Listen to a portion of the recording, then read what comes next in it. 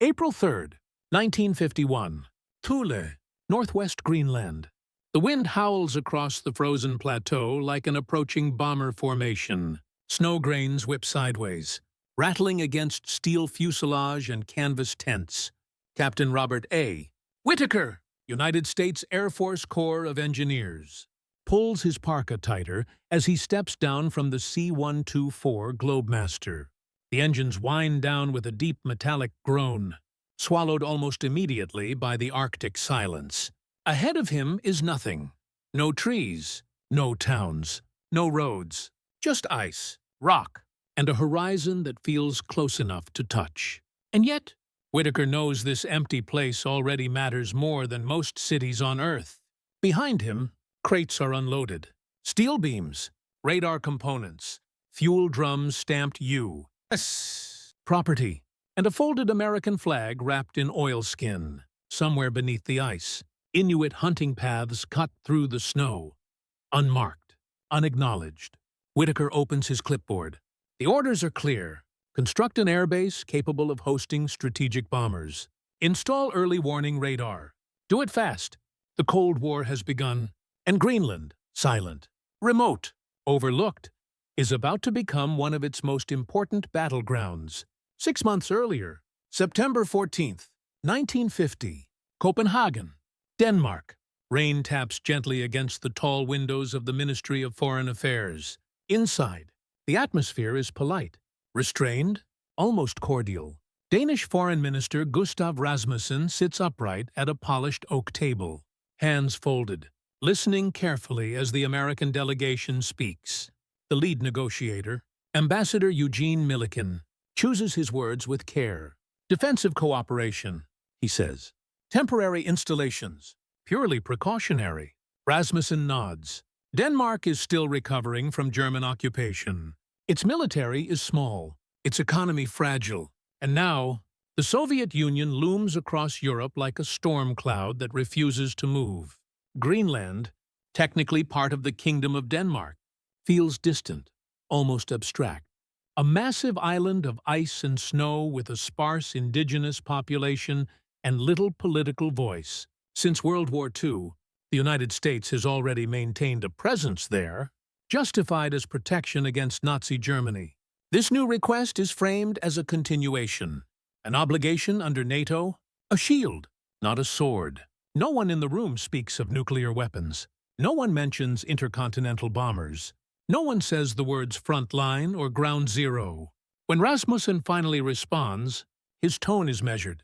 Denmark wishes to remain a loyal ally, he says. If Greenland can contribute to collective security, we will not stand in the way.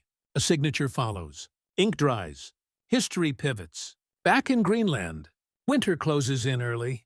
By October, the sun barely rises above the horizon. Construction crews work under floodlights that hum like insects in the dark. Diesel generators throb day and night.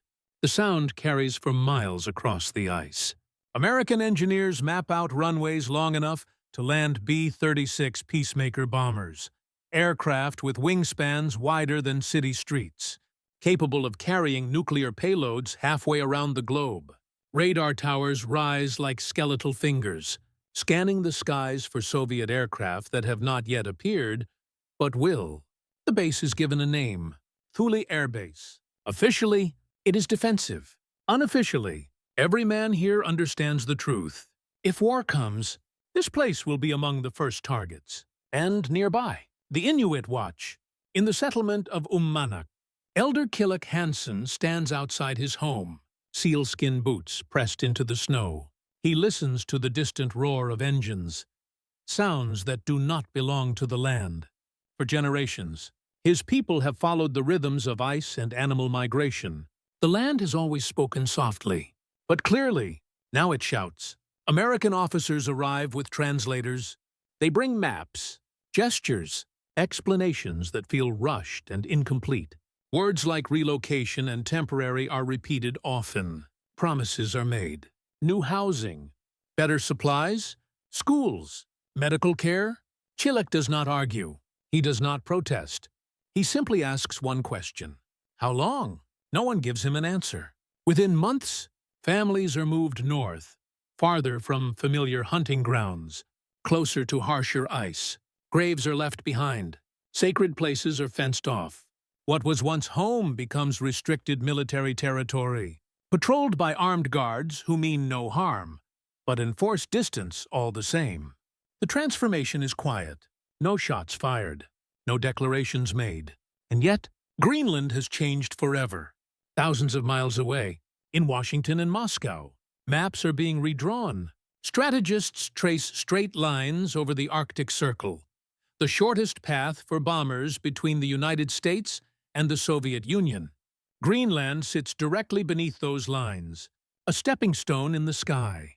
In a Pentagon briefing room, a general taps Thule with his pointer. "This," he says, "is where we see them coming." No one mentions the people already living there. As winter deepens, Captain Whitaker watches the first radar dish rotate against the pale Arctic sky.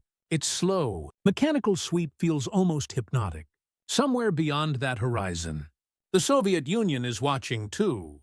Greenland, once a forgotten edge of the world, is now locked into a silent stare-down between superpowers. Denmark has granted permission, believing it temporary, manageable, necessary. But the ice remembers everything. And this is only the beginning. February 19th, 1953, Thule Air Base, Greenland, 0400 hours. The radar room hums with electricity and stale coffee. Airman First Class, Daniel Kowalski rubs his eyes and leans closer to the scope. Green lines pulse across the circular screen, sweeping the Arctic sky again and again. Outside, the temperature has dropped below -40. Metal groans as it contracts. Even breathing feels loud in the stillness. Kowalski is 21 years old. From Milwaukee, Wisconsin, he has never seen combat. But tonight, he is closer to nuclear war than most men on Earth. A blip flickers. He stiffens. "Radar contact," he calls out, voice sharper than he intends. The room snaps to attention. An officer moves behind him, peering over his shoulder. For a long second, no one speaks. Then the blip fades. Atmospheric interference. They decide. A false alarm. But the message is clear. The system works. Thule is now live. By 1953, the base no longer resembles an outpost. It is a city of steel and snow, housing thousands of American personnel. Runways stretch like black scars across the ice. Fuel depots are buried under snowdrifts the size of houses. Barracks glow faintly through the polar night. Officially, Denmark still retains sovereignty over Greenland. Danish flags fly beside American ones. But operational control belongs entirely to the United States. In Copenhagen, officials receive regular reports. Technical, sanitized. Reassuring. The Americans emphasize defense. Early warning. Stability. There is no mention of bomb storage. No mention of contingency plans that assume Greenland will be hit first if war begins. And there is no mention at all of Project Chrome Dome, airborne nuclear patrols that will soon rely on Thule as a critical refueling and recovery point. Denmark does not ask. Perhaps it does not want to know. Further north, the relocated Inuit settlements struggle. The new housing is poorly suited to traditional life. Hunting routes are longer, more dangerous. Supplies arrive late, if at all. Elders whisper that the spirits of the land are angry, that something has been broken. You can feel it too, if you stand there long enough. The land no longer feels neutral. It has been claimed, measured, militarized. American patrols pass by on snow vehicles, faces hidden behind goggles and frost masks. They are polite. They wave, but they do not stop. The distance grows, not just physical, but cultural, irreversible. June 27th, 1955. Moscow, in a windowless room deep inside the Soviet Ministry of Defense. Colonel Yuri Petrov studies satellite photographs spread across a long table. Grainy images of Greenland. Dark runways against white ice. Antennas. Aircraft silhouettes. Petrov exhales slowly. "So," he says, tapping the image with a pencil, "they have chosen the Arctic." The Soviet Union responds in kind. Long-range bomber programs accelerate. Missile development intensifies. Submarines begin probing beneath polar ice. Greenland, once a buffer of distance, is now a bridge. Back at Thule, the tempo increases. B-36 bombers arrive. Massive, 6-engine aircraft that vibrate the ground when they land. Later come the sleeker B-47 Stratojets, capable of higher speeds, higher altitudes, and, critically, nuclear delivery. Each arrival is logged. Each departure is watched by Soviet intelligence. Pilots joke nervously in the mess hall. If this thing ever kicks off, one says, tapping his tray, we won't even hear the siren. No one laughs too hard. The world shifts again. Sputnik crosses the sky. At Thule, radar operators track it silently as it passes overhead. A blinking reminder that the Soviet Union can now reach anywhere. The Arctic is no longer just a bomber route. It is a missile corridor. The base expands again. New radar systems are installed as part of the Ballistic Missile Early Warning System, BMEWS. These massive radar faces, angled toward the Soviet Union, can detect incoming missiles within minutes of launch. Minutes. That is all the warning the world will get. In Copenhagen, Danish parliamentarians begin to realize the scale of what has been built. Too late. Greenland is no longer just hosting foreign troops. It has become an integral node in America's nuclear strategy. Quiet concerns are raised. Internal memos circulate. Some officials worry aloud about sovereignty, others about safety. But NATO unity, Cold War pressure, and geopolitical fear outweigh dissent. Once again, Denmark does not pull back. January 24th, 1961, over the Arctic Circle. A B-52 Stratofortress carrying 2 nuclear weapons suffers a catastrophic malfunction during a routine patrol. The crew ejects. The aircraft crashes onto the ice near Thule, breaking apart in a fireball that lights up the polar night. Radio messages crackle. Alarms sound. For a brief, terrifying moment, no one knows whether the bombs will detonate. They do not, but radioactive contamination spreads across the ice. Cleanup crews are rushed in. Danish workers, often inadequately protected, are ordered to help recover debris. Many unaware of the risks they face. Publicly, the incident is downplayed. Privately, it confirms what many feared. Greenland is not just a listening post. It is a nuclear risk zone. Standing on the frozen runway days later, Captain Whitaker, older now, more tired, watches cleanup crews scrape contaminated snow into barrels. He remembers his first day here. The silence, the emptiness. There is no emptiness anymore. Only infrastructure, strategy, consequence. The Cold War has never been louder. Yet no shots have been fired. And still, it is not over. March 2nd, 1968. Thule Air Base, Greenland, Arsøy, 37 local time. The alarm cuts through the Arctic night like a blade. Red lights flash across the command center. Phones ring. Boots pound against steel floors as officers rush to their stations. Major William H. Evans grips the edge of the plotting table, eyes fixed on the radar display. Confirm track. He orders. The Ballistic Missile Early Warning System, BMEWS, has detected something. For a split second, the room holds its breath. Then the data resolves. Not a missile, not an attack. The object is falling, fast, uncontrolled. Another B-52. The bomber is part of an airborne alert mission, one of dozens constantly circling the edges of Soviet airspace, armed with nuclear weapons and ready to strike at a moment's notice. Inside the aircraft, a fire has broken out in the navigation compartment. Smoke fills the cabin. Control systems fail. The pilot turns north, aiming for Thule, the only safe haven within reach. He will not make it. At 21:39, the crew ejects. Moments later, the aircraft slams into the ice 7 miles from the base, detonating its conventional explosives and scattering plutonium across the frozen landscape. From the control tower, you can see the flash, a dull, ugly bloom against the darkness. No nuclear explosion, but the damage is real. Again, within hours. Washington is on the line. Containment, secrecy, Damage control. Operation Crested Ice begins almost immediately. Hundreds of American and Danish personnel are ordered to scour the crash site, shovel radioactive snow, and load it onto transport planes bound for the United States. Many are not told what they are handling. They are told it is urgent. They are told it is safe. They are told nothing else. In Copenhagen, shock finally breaks through the careful diplomacy. The Danish government has long maintained an official policy: no nuclear weapons on Danish territory. That policy now lies shattered on the Arctic ice. Parliament demands answers. Journalists dig. Questions are asked aloud for the first time. Had Denmark known? Had Denmark been misled? Or had it simply chosen not to look too closely?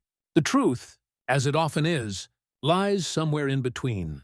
Documents surface years later showing that Danish officials had quietly accepted American assurances while suspecting the reality.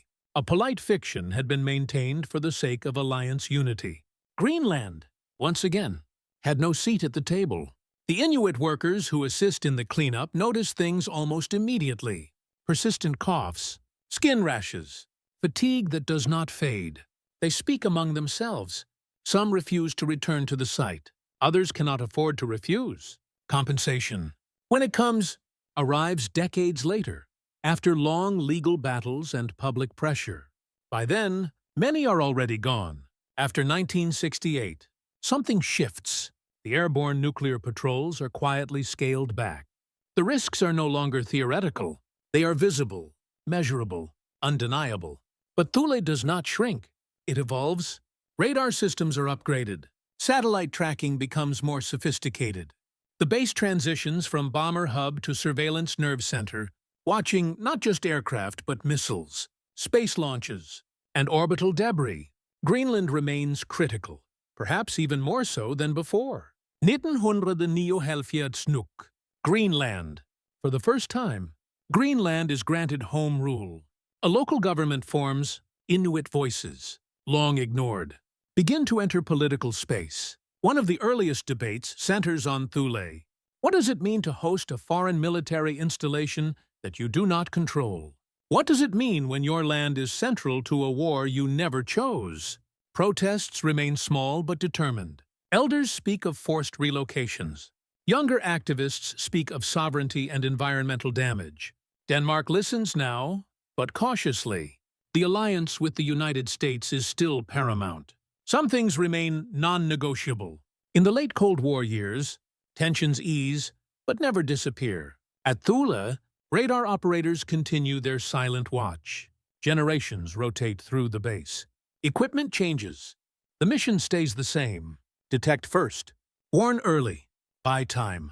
Minutes that might save cities, or end them. On clear nights, when the aurora stretches across the sky like a living thing, the base feels almost peaceful. The radar dishes turn slowly. The ice glows faintly green. It is easy, in moments like this, to believe the illusion that everything is under control. But the Cold War has always been defined by near misses, misunderstandings, and accidents measured in megatons. Greenland has absorbed them quietly, stoically, without headlines or battlefields, a front line without trenches, a war without gunfire. And as the Cold War draws toward its uncertain end, the question lingers: what happens to a place that was built to wait for the end of the world, when that end never comes? November 9th, 1989. Thule Air Base, Greenland. Just past midnight, a shortwave radio crackles in the corner of the operations room. The voice coming through is faint, distorted by distance and static, but the message is unmistakable. The Berlin Wall is coming down. Captain Laura Mitchell, on overnight duty, pauses with a coffee cup halfway to her lips. Around her, the radar screens continue their steady rotations.